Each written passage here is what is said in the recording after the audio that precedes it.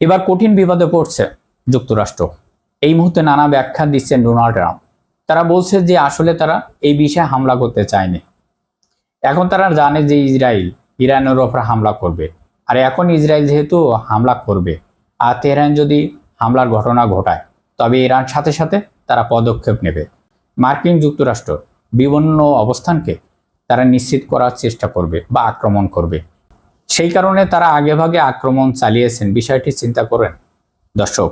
Donald Trump বলছে যে আমি খামেনিকে হত্যা না করলে খামেনি নিজেই আমাকে এই দুনিয়া থেকে সরিয়ে দিত, তাই আমি আগেভাগে তাকে দুনিয়া থেকে সরিয়ে দিয়েছি। এটাই হচ্ছে সোজাসাপটা কথা। সে আমাকে হত্যা করত। মানে ডোনাল্ড ট্রাম্প বলছে মার্কো রুবি এখন তার নিজের দেশের প্রশ্ন মুখে এসে পড়েছে। ইসরায়েল ও ইরান একটি সংঘাত হবে, তবে সেটি মোটামুটি মেনে নিয়েছে, কারণ মিডল ইস্টারের দেশের সাথে নানা স্বার্থ রয়েছে তাদের। তবে সেখানে মার্কিন যুক্তরাষ্ট্র কেন জড়ালো, এটাই হচ্ছে বড় প্রশ্ন। কারণ ব্যাখ্যা হলো যে ইরান হামলা করবে, সেই চিন্তা থেকে ট্রাম্পের প্রশাসন আগেভাগে দেশটাতে হামলা চালিয়েছেন। দর্শক চিন্তা করে, কারণ মার্কিও বলতেছে এরা নিজেদের সংঘাতে যুক্তরাষ্ট্রের মধ্যে ঢুকে পড়া নিয়ে। পররাষ্ট্রমন্ত্রী এই ব্যাখ্যা করেছেন যে কংগ্রেসের জ্যেষ্ঠ সদস্যদের মধ্যে ভিন্ন ভিন্ন মতপার্থক্য তৈরি করছে। ওয়াশিংটনের স্থানীয় সময় গতকালকার সোমবার সন্ধ্যায় শুনানিতেই ইরান হামলার বিভিন্ন প্রশ্নের জবাব দেন পররাষ্ট্রমন্ত্রী।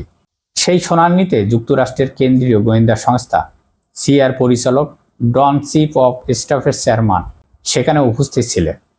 ইরান যুদ্ধ নিয়ে চলতি সপ্তাহের শেষ দিকে কংগ্রেসের নিম্নকক্ষের তবে প্রতিনিধি পরিষদের একটি প্রস্তাবের উপর ভোটাভুটি হতে পারে। তবে এই প্রস্তাবে মার্কিন প্রেসিডেন্ট ইরানের বিরুদ্ধে যে শত্রুতা শেষ করতে বাধ্য করার আহ্বান জানানো হতে পারে। অর্থাৎ প্রস্তাবটি পাশ হবার সম্ভাবনা দেখা যাচ্ছে না। তবে শুনানির পর তারা জবাব দিত, জবাবটা হয়তো যুক্তরাষ্ট্রের বিরুদ্ধে যেত। চিন্তা করেন, মানে একটা যুক্তি দাঁড় করানো হয়েছে সেখানে, যার ফলে সেখানে যুক্তরাষ্ট্র বাহিনীর ওপর হামলা হবে।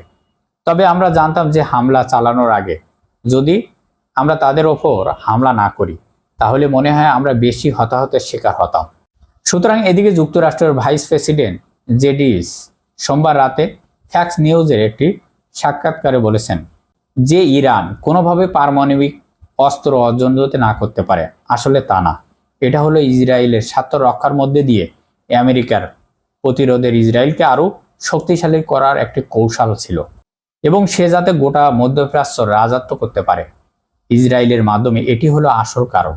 আরব দেশগুলোর মধ্যে কেউ এখনো তো বলছে না। সৌদি আরব, কাতার, জর্ডান, ওমান সবই হচ্ছে বিড়ালের বাচ্চা। এই বিড়ালের বাচ্চারা শুধু ম্যাও ম্যাও করছে। একমাত্র হচ্ছে সিংহের বাচ্চা হলো ইরান, বাঘের মতন গর্জন দিচ্ছে, আর সেই গর্জনে এখন দেখাচ্ছে। এটা সহজে শেষ হবে না, তবে নিশ্চিত করে কিছু বলা যাচ্ছে না।